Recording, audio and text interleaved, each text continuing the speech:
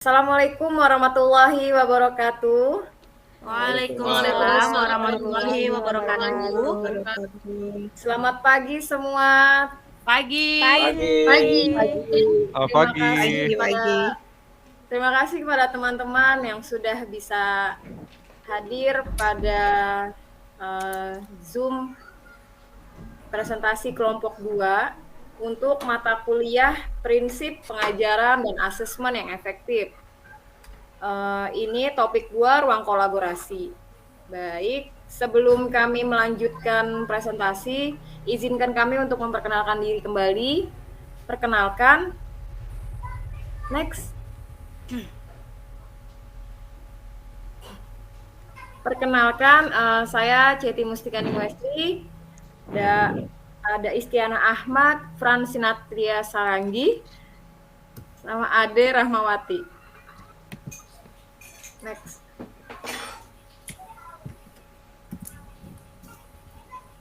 Baik, kami akan mempresentasikan hasil diskusi ruang kolaborasi tentang pertanyaan strategi pembelajaran, terus tantangan dalam menyusun perencanaan dan asesmen yang efektif. Lalu yang ketiga, pihak-pihak yang perlu dilibatkan dalam menyusun rancangan pembelajaran dan asesmen yang efektif. Baik, lanjut aja. Untuk pertanyaan yang pertama akan dijelaskan oleh Kak Frans. Waktu dan tempat kami persilahkan. Baiklah, terima kasih moderator. Bagian yang pertama, saya akan menjelaskan strategi menyusun rancangan perencanaan pembelajaran dan asesmen yang efektif. Di sini ada 3 bagian menurut hasil diskusi dari kelompok kami. Yang pertama itu secara konsep, tadi strategi perencanaan dan pelaksanaan pembelajaran, asesmen yang efektif. Kemudian yang kedua ada penerapan asesmen formatif dan asesmen sumatif sebagai bagian dari proses pembelajaran. Yang ketiga adalah praktek asesmen formatif dan asesmen sumatif dalam pembelajaran. Saya akan jelaskan yang pertama, yaitu strategi apa atau rancangan seperti apa perencanaan dan pelaksanaan pembelajaran intrakurikuler dan asesmen yang efektif. Jadi strategi yang harus dibuatkan itu ada 7 bagian, saya jelaskan satu persatu. Yang pertama adalah menganalisis capaian pembelajaran untuk menyusun tujuan pembelajaran dan alur tujuan dari pembelajaran.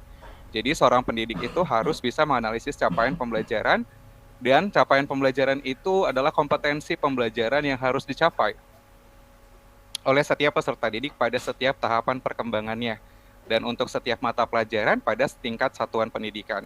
Tujuan pembelajaran yang ideal itu ada 2 komponen. Yang pertama itu adalah kompetensi, yaitu kemampuan mencakup sikap ataupun afektif, pengetahuan ataupun kognitif, dan keterampilan ataupun psikomotorik.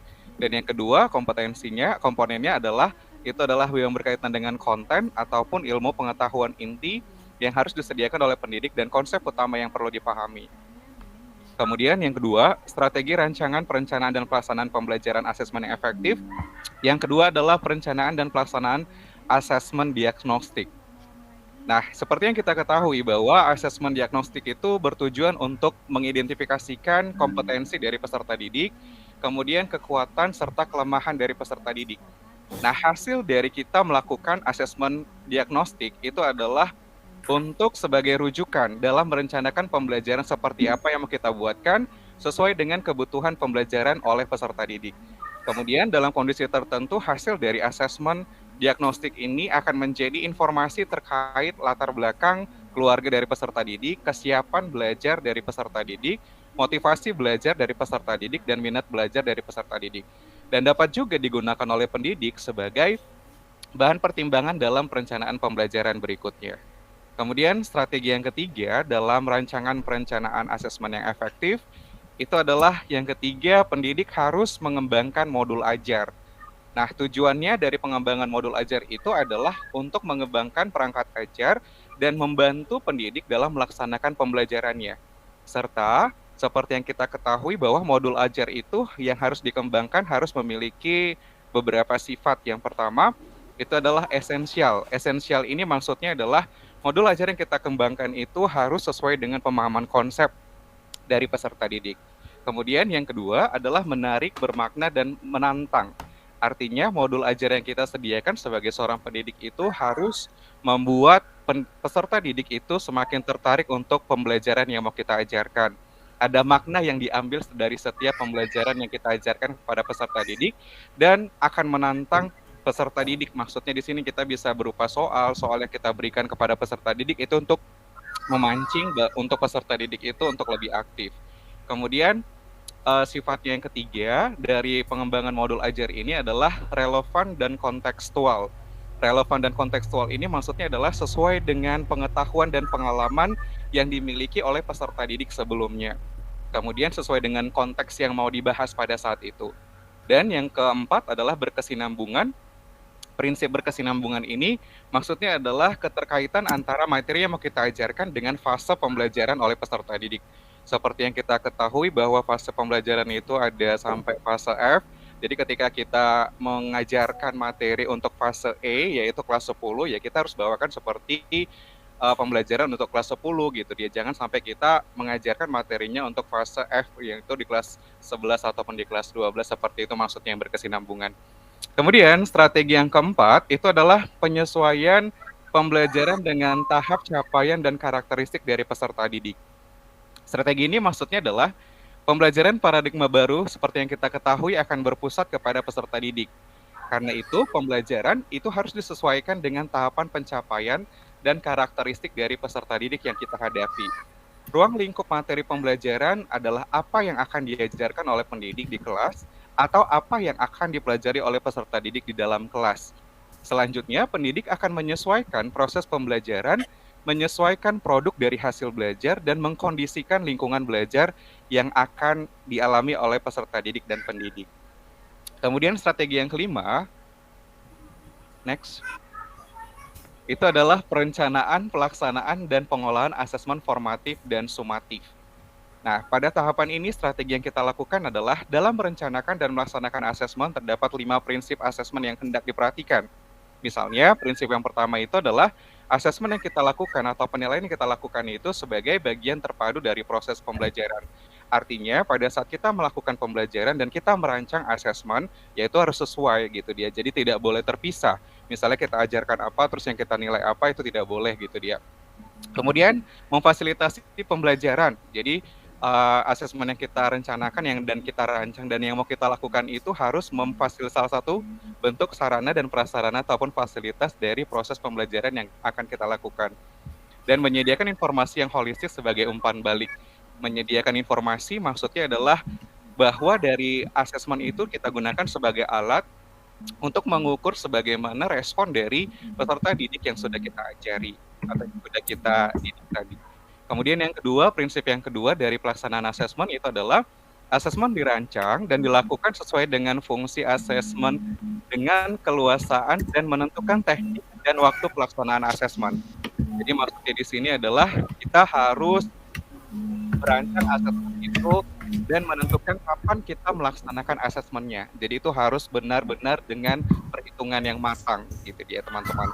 Kemudian prinsip yang ketiga itu adalah asesmen dirancang harus secara adil, proporsional, valid, dan dapat dipercaya atau reliable. Maksudnya di sini adalah pada saat kita ingin merancang penilaian atau mau membuat soal misalnya, kita harus membuat soal kita itu dengan secara adil. Secara adil itu maksudnya tidak terjadi ketimpangan dalam satu kelas. Artinya kita tidak boleh pilih-pilih. Kalau misalnya kita sangat tidak suka dengan peserta didik terus kita berikan dia soal-soal yang begitu sulit, nah itu terjadi ketimpangan dan itu kita tidak melakukan proses keadilan gitu ya teman-teman. Kemudian proporsional, maksudnya sama, kemudian valid, bisa diukur dan dapat dipercaya gitu dia. Artinya pembuktiannya itu ada dan kita tidak membuat tolak ukur penilaian itu secara asal-asalan. Kemudian yang keempat, prinsip yang keempat adalah kita harus menyajikan laporan kemajuan belajar dan pencapaian peserta didik itu harus sifatnya sederhana dan informatif. Jadi nanti pada saat kita sudah mendapatkan hasil dari asesmen yang kita lakukan, kita akan informasikan kepada peserta didik itu dengan mungkin bahasa yang sederhana gitu ya, dan dapat dimengerti serta memberikan informasi tentang perkembangan peserta didik itu secara keseluruhan.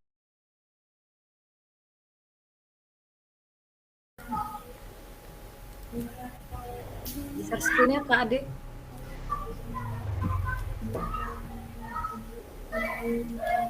Baik, saya akan melanjutkan hasil diskusi kelompok kami, yang mana strategi lanjutannya adalah penerapan asesmen formatif dan asesmen sumatif sebagai bagian dari proses pembelajaran.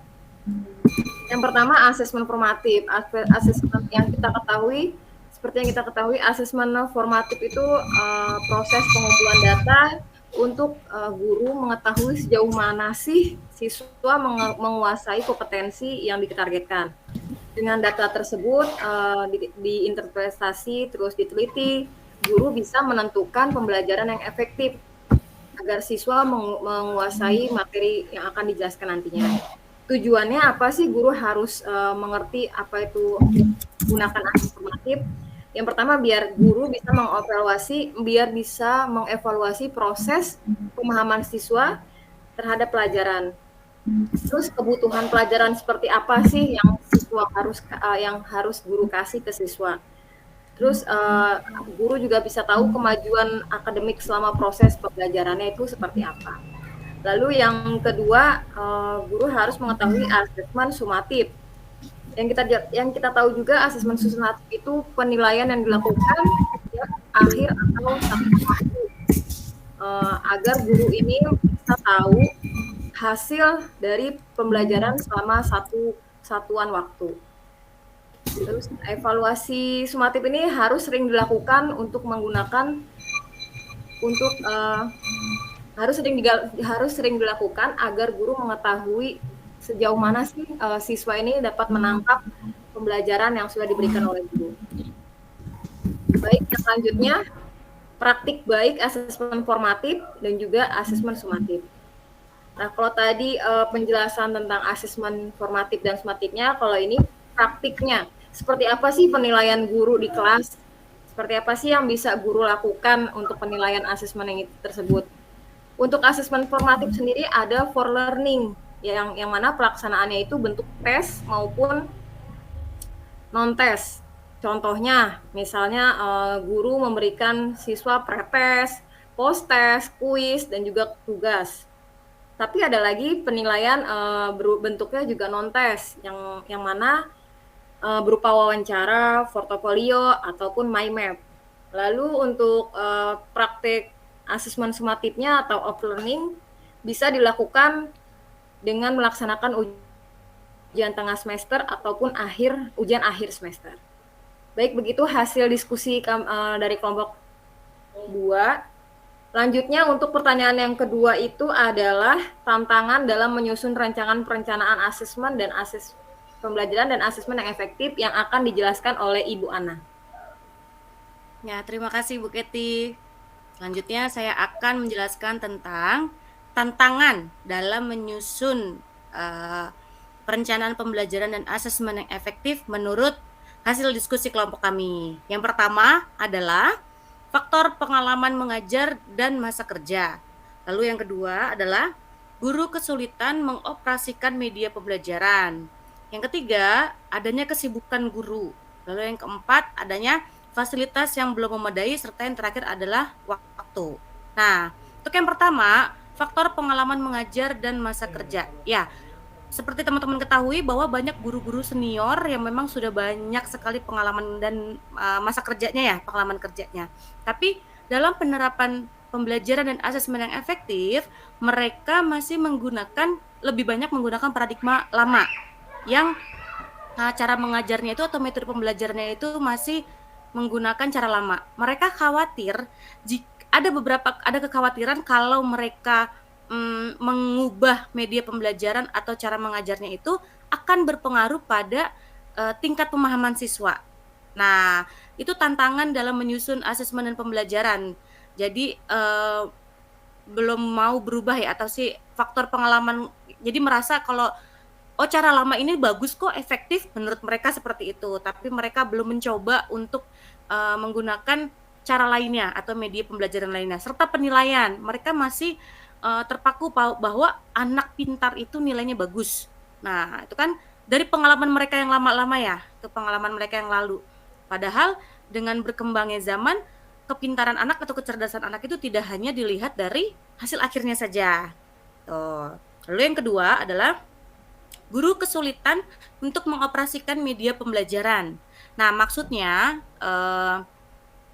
banyak guru yang mungkin bisa atau pandai mengoperasikan PowerPoint.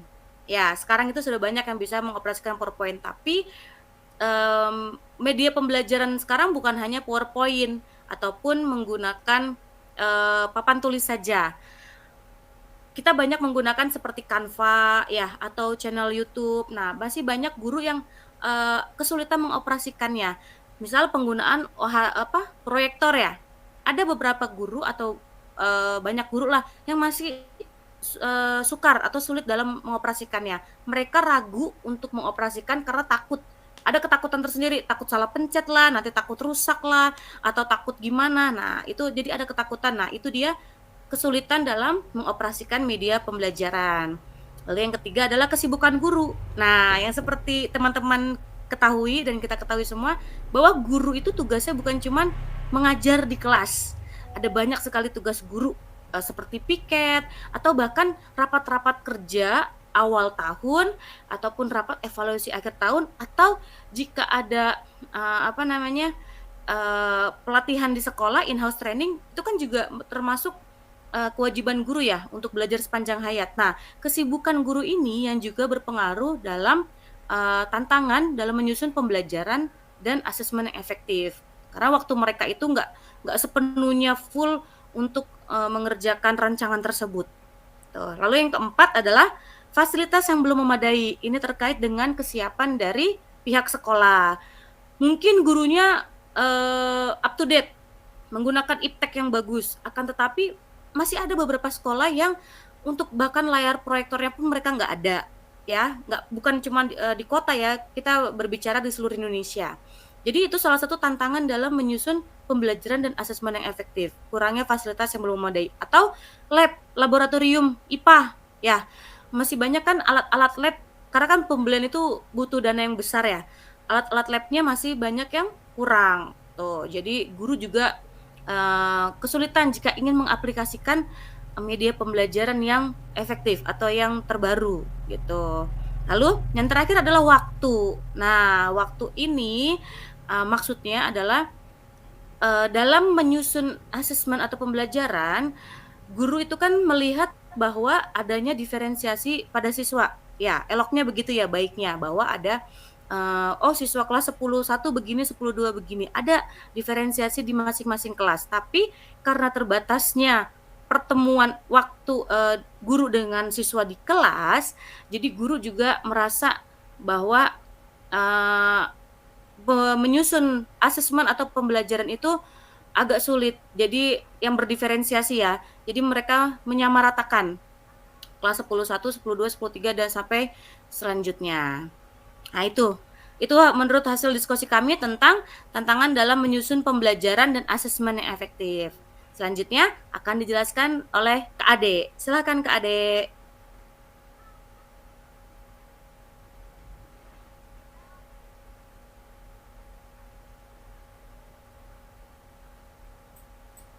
Terima kasih karena kesempatannya.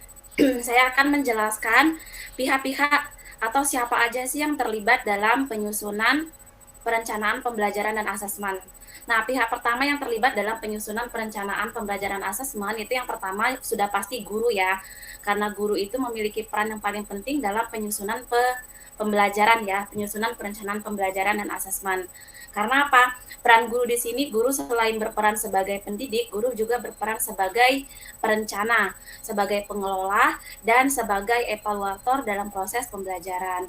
Selain guru, guru-guru yang terlibat dalam proses penyusunan perencanaan pembelajaran ada guru mata pelajaran atau guru-guru yang lainnya. Nah, terus pihak kedua yang terlibat adalah pihak kepemimpinan sekolah. Dalam hal ini pihak kepemimpinan sekolah yaitu kepala sekolah dan wakil-wakilnya. Nah, pihak kepemimpinan sekolah di sini nanti memiliki peran untuk melakukan pengawasan terhadap jalannya proses penyusunan perencanaan, apakah sudah sesuai standar atau belum. Terus pihak yang ketiga yang dilibatkan dalam penyusunan perencanaan pembelajaran adalah guru BK. Nah, karena nanti secara tidak langsung guru BK ini memiliki peran dalam menentukan dan mengoptimalkan hasil belajar peserta didik. Terus, pihak terakhir yang dilibatkan dalam penyusunan perencanaan adalah stakeholder atau semua yang terlibat dalam satuan pendidikan di sekolah. Sekian presentasi dari kelompok kami, saya kembalikan ke Kak Keti. Baik, terima kasih untuk tim kelompok 2 yang sudah memaparkan hasil diskusi kelompoknya. Selanjutnya, saya akan buka sesi pertanyaan, kritik, ataupun saran. Kalau ada yang ingin bertanya, silahkan angkat tangan atau diklik raise hand-nya. Oke. Terima kasih Kak Muti. Ada lagi? Kak Muti dulu ya. Belum dibuka, Kak Muti. Assalamualaikum warahmatullahi wabarakatuh. Waalaikumsalam. Waalaikumsalam Oke. warahmatullahi wabarakatuh. Saya perwakilan dari kelompok 1, ingin mengajukan pertanyaan kepada kelompok 2. Ini kan tuntutan di zaman pembelajaran sekarang kan memang guru itu harus menyusun strategi perancangan pembelajaran asesmen ya. Nah, tadi kan kalian ada menyebutkan tuh tantangan. Biasanya kalau setiap tantangan pasti harus ada solusi. Nah, kalau Iya, misalnya betul. kalian diposisikan sebagai guru yang harus menyusun rancangan tersebut, apa sih solusi untuk meminimalisir 5 tantangan tersebut? Karena saya lihat tadi tantangan yang ada itu bukan hanya kepada individu gurunya, tapi termasuk juga dari lembaganya. Kira-kira apa solusi yang harus Anda lakukan gitu? Ya, sekian, terima kasih. Terima kasih Kak Muti atas pertanyaan yang luar biasanya. Barangkali ada yang ingin bertanya lagi?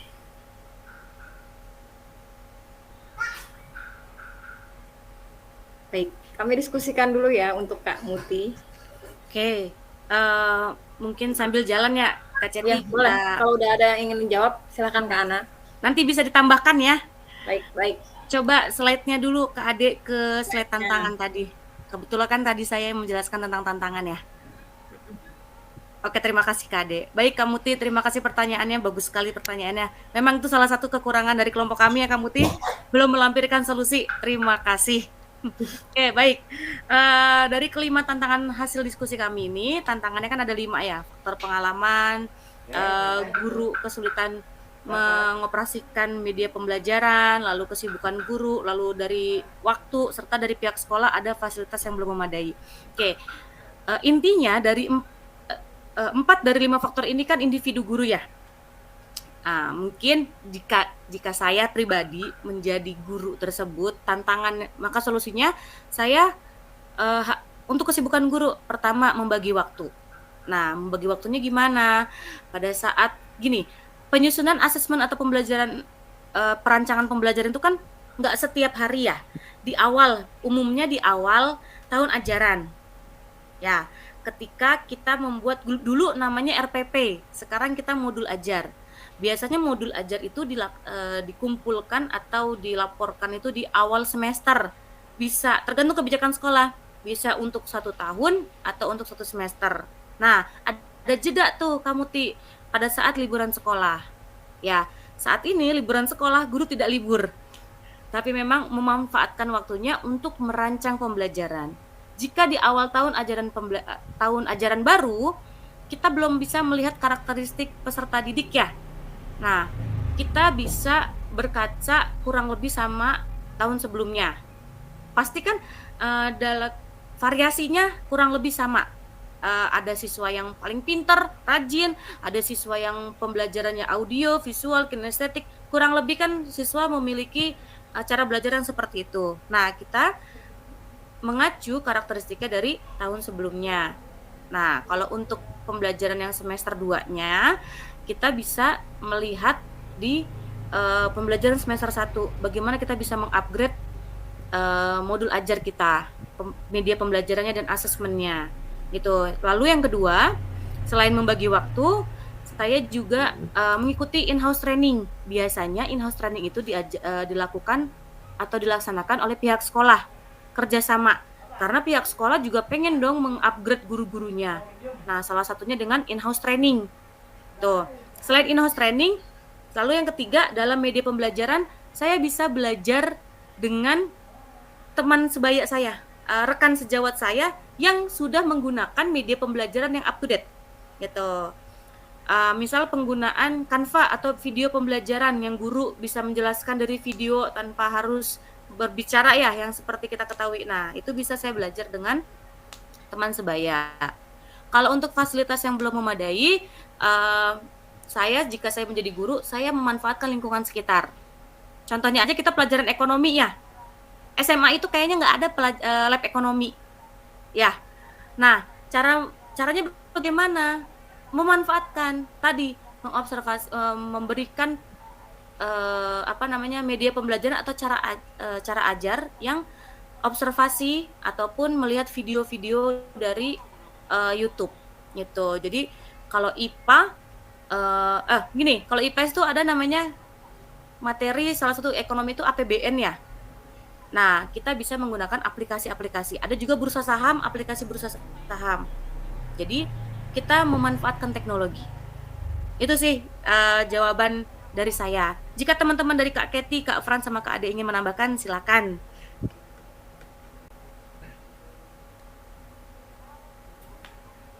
Baik, terima kasih Bu Ana atas jawabannya. Baik teman-teman, saya akan berusaha menambahkan atau melengkapi, dan saya mohon kepada rekan-rekan Bapak dan Ibu guru, calon guru sekalian untuk mengkoreksi bila ada kesalahan. Yang pertama, mungkin mohon maaf sebelumnya disebutkan nama sama kelompoknya Pak, biar kenal kita. Oke, saya adalah Doni dari kelompok 4.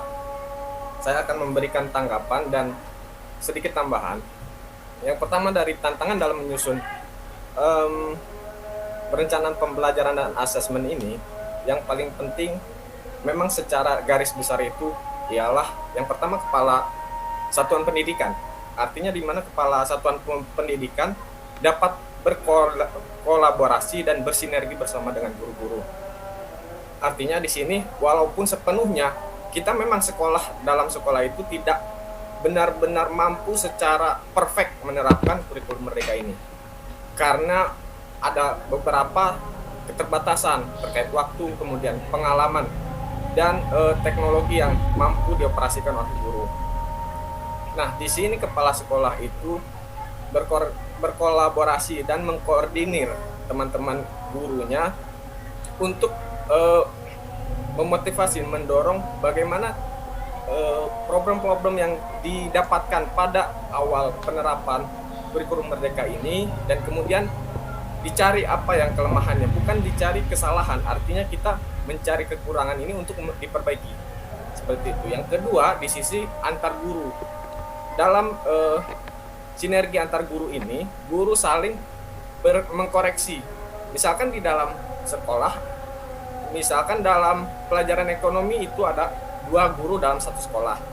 Nah, walaupun pada secara teorinya bahwa di dalam sekolah itu satu modul ajar untuk satu mata pelajaran walaupun 2 gurunya, tapi dalam penerapannya itu guru memiliki pandangan dan cara penyampaian masing-masing. Nah, artinya di situ guru harus mampu saling melengkapi. Setelah melakukan pembelajaran, mungkin di dalam kelasnya ada siswa-siswa yang unik, bisa terus memfollow up teman-teman sesama guru. Kemudian yang ketiga, jikalau ada mahasiswa PPG misalkan yang magang dari universitas. Nah, di sini mahasiswa PPG atau mahasiswa yang PPL dari kampus memiliki pengalaman baru, artinya dari segi teknologi, inovasi pembelajaran, dan metode penerapan pembelajaran di kelas.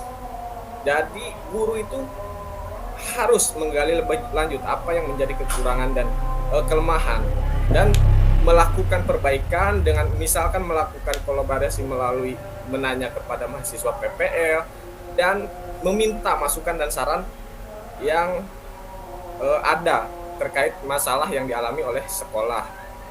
Sekian dari saya, mungkin yang lainnya ada yang mau dikoreksi atau tambahan?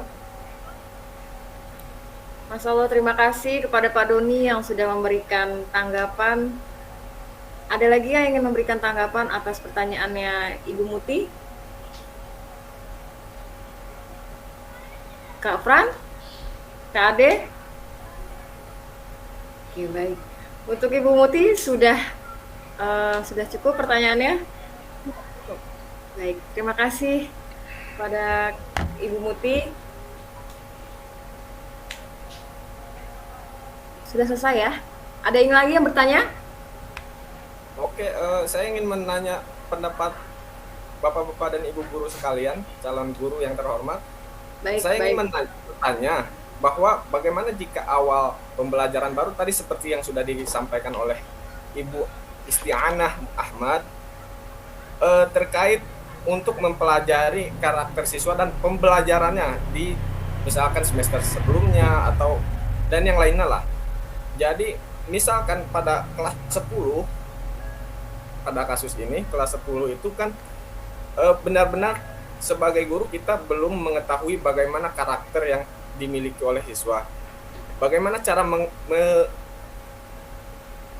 memberikan strategi terkait solusi untuk guru belum mampu mengetahui kemampuan masing-masing siswa pada awal semester seperti itu. Oke, Baik, terima langsung kasih. dijawab sama Bu Isti. Oke, kita Bismillahirrahmanirrahim. Jadi nanti bisa ditambahin ya, teman-teman. Memang kalau pada kelas 10 itu kan pada awal tahun ajaran baru kita belum tahu ya Pak ya bagaimana sih karakter atau cara belajar siswa baru tersebut. Nah, seperti yang saya bilang tadi, jika guru ingin membuat media modul ajar atau perencanaan pembelajaran serta asesmen, kita kan umumnya membuat secara rata dulu nih sebelum tahu bagaimana sih karakter siswanya. Nah, setelah masuk tahun ajaran baru ada beberapa sekolah misalnya di SMA 74 nih tempat saya PPL, mereka melakukan tes diagnostik di awal tahun ajaran. Nah, jadi awal-awal masuk itu siswa diberikan tes diagnostik dan psikotes. Hasilnya itu kerjasama antara kurikulum, BK, dan juga ada lembaga psikologi untuk tes psikolognya, untuk psikotesnya, untuk menentukan minat bakat. Hasilnya akan di-share kepada semua guru. Semua guru bisa mengakses. Sudah per kelas, dikelompokkan per kelas, kelompok 10.1 sampai 10.7. Nah, itu menurut saya salah satu solusi dalam menentukan rancangan pembelajaran dan asesmen. Jadi kita mengetahui karakter, kita kan tahu nih kita akan ngajar kelas berapa aja ya, kelas 10 berapa gitu. Jadi kita bisa menentukan perencanaan pembelajaran dan asesmen. Dan biasanya kalau ngumpulin RPP atau modul ajar itu nggak langsung di awal langsung dikumpulin Pak. Di sekolah-sekolah itu pasti ada jangka waktunya, entah seminggu setelah KBM efektif atau 2 minggu setelah maksimal 2 minggu setelah KBM efektif gitu. Itu sih Pak. Jadi di awal-awal kita melakukan tes dulu. Itu yang udah diterapin di SMA 74 gitu, tempat kami kelompok 2 PPL.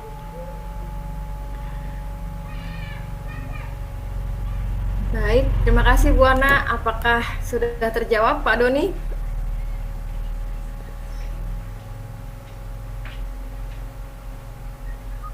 Sudah terjawab?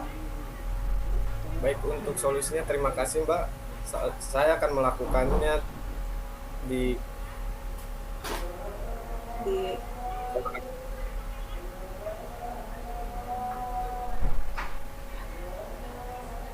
Oke, baik, terima kasih. Sudah sangat jelas dan detail. Terima kasih Ibu Ana.